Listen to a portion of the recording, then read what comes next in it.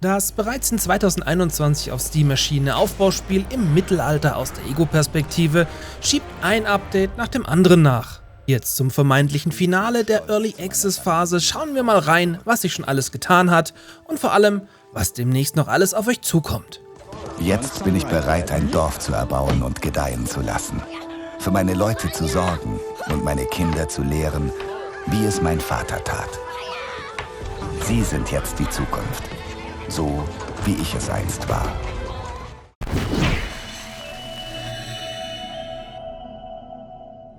In Medieval Dynasty startet ihr als junger Mann, sammelt Erfahrungen, erlernt und verbessert eure Fähigkeiten als Bauer und Jäger und erbaut vor allem ein eigenes Dorf bis hin zu einer voll funktionsfähigen Stadt aus. Da ihr als Protagonist alles selbst aus der Ego-Perspektive steuert, das Spiel aber eigentlich ein fast reines Aufbaustrategiespiel ist, entfaltet sich ein einzigartiges Spielerlebnis, welches es so bisher noch nicht gegeben hat. Während man sich im ersten Jahr fast ausschließlich auf Bugfixes und Balance-Korrekturen beschränkt hatte, schiebt man nun in regelmäßigen Abständen Content-Updates nach, die durchaus aufhorchen lassen. So veröffentlichte man kurz vor Weihnachten das sogenannte Winter-Update, welches passend zum Namen die trostlose und harte Jahreszeit etwas auflockerte.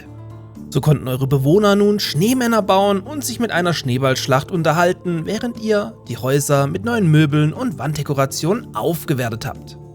Nach kurzer Beta-Phase zog dann Anfang April auch der neue Fotomodus ins Spiel ein. Mit diesem Modus könnt ihr das Spiel an jeder x-beliebigen Stelle einfrieren und via Ghost durch die Welt schweben und in angehaltenen Frame aus jeder beliebigen Perspektive fotografieren. Damit aber nicht genug, lässt sich sogar das Sichtfeld, die Blende, die Brennweite und die Belichtung bearbeiten, sowie Effekte wie Schwarz-Weiß-Filter anwenden. Im Hier und Jetzt angekommen wurde dann aus dem Nichts die Portierung für die Xbox One und PS4 bekannt gegeben, welche natürlich dank Abwärtskompatibilität auch auf den beiden Nachfolgekonsolen laufen wird. Bereits am 20. April könnt ihr hier loslegen und mit angepasster Controllersteuerung ins Abenteuer starten. Weiterhin müssen wir uns aber auf das wichtigste Feature in Form des Koop-Modus gedulden. Dieser soll aber definitiv noch dieses Jahr erscheinen und bei den Konsolenversionen der PS5 und Xbox Series X und S-Versionen vorbehalten sein. Sobald dieser implementiert ist, wird man dann anschließend mit Rüstungen, Schilden, Waffen und vor allem Kampf den Early Access abschließen, womit man sich aber wohl noch bis mindestens Anfang 2024 gedulden muss. Gerade der Koop-Modus sollte für viele, wie auch mich, dann die Gelegenheit sein, noch einmal ins Spiel einzutauchen. Geht's euch da ähnlich? Ab in die Kommentare damit. Und damit ihr zukünftig News rund um Aufbau und Strategiespiele nicht verpasst, gerne ein Abo dalassen.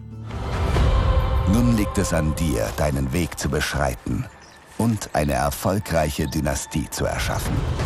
Deine Medieval Dynasty.